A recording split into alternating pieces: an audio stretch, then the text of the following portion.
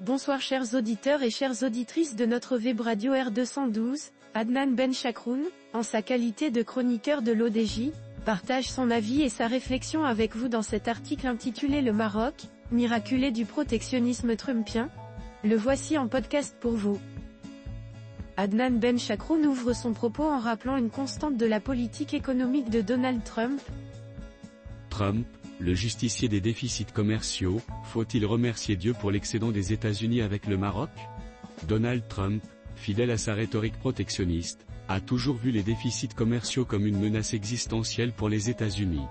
Son approche est simple, si un pays vend plus aux Américains qu'il n'achète, il est en train de les arnaquer et mérite des sanctions. Une posture qui a valu au Canada, à l'Union européenne, à la Chine et même aux alliés asiatiques comme la Corée du Sud ou le Japon d'être la cible de menaces tarifaires sous son mandat. Mais dans cet affrontement économique où Trump désigne les coupables en fonction des chiffres de la balance commerciale, une question humoristique se pose, le Maroc est-il à l'abri de son courroux, étant donné que les États-Unis affichent un excédent commercial avec le Royaume? Notre ingénieur poursuit en expliquant la vision simpliste de Trump sur le commerce mondial de la manière suivante. Pour Donald Trump, le commerce mondial est un jeu à somme nulle où les États-Unis doivent systématiquement être gagnants. Dans cette vision simpliste, un déficit commercial avec un pays signifie une faiblesse, voire une exploitation.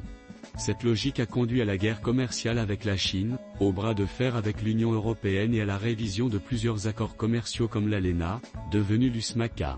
Si Trump revient au pouvoir, il est fort probable qu'il relance son offensive contre les partenaires excédentaires vis-à-vis des États-Unis. L'objectif? Rééquilibrer ces échanges, non pas en améliorant la compétitivité américaine, mais en imposant des barrières protectionnistes aux importations étrangères. Dans ce contexte, le Maroc semble être un des rares pays à ne pas être sous la menace d'une attaque commerciale de Trump. Pourquoi? Parce que les États-Unis enregistrent un excédent commercial avec le Royaume, notamment grâce aux exportations de produits agricoles, de matériel militaire et de services. D'un point de vue humoristique, cela signifie que le Maroc est, aux yeux de Trump, un bon élève du commerce international. Faut-il alors remercier Dieu que ce déséquilibre soit en faveur des Américains? Si l'on suit la logique trumpienne, le Maroc devrait presque être félicité pour sa générosité envers les États-Unis. L'auteur élargit la réflexion en rappelant que les tensions commerciales ne sont pas les seules variables à prendre en compte ainsi. Mais cet excédent commercial est-il une garantie de tranquillité?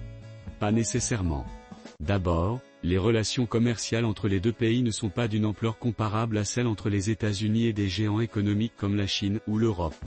Ensuite, si Trump décide d'imposer des taxes douanières sur certains secteurs pour favoriser l'industrie américaine, le Maroc ne sera pas épargné. Enfin, la question des relations stratégiques pourrait également peser. Si les États-Unis durcissent leur position sur certaines zones d'influence économique, notamment en Afrique, le Maroc pourrait être pris dans des jeux de pression diplomatique et économique plus larges.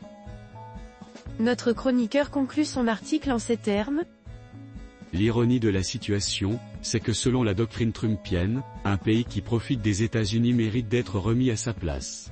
Mais le Maroc, en laissant les Américains profiter d'un excédent commercial, éviterait donc toute confrontation.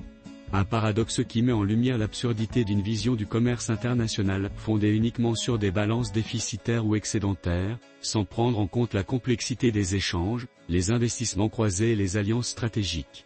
Alors oui, humoristiquement parlant, on pourrait remercier Dieu pour l'excédent des États-Unis avec le Maroc. Mais économiquement parlant, ce n'est pas un gage de sécurité, et surtout, cela souligne une fois de plus la vision biaisée de Donald Trump sur le commerce mondial.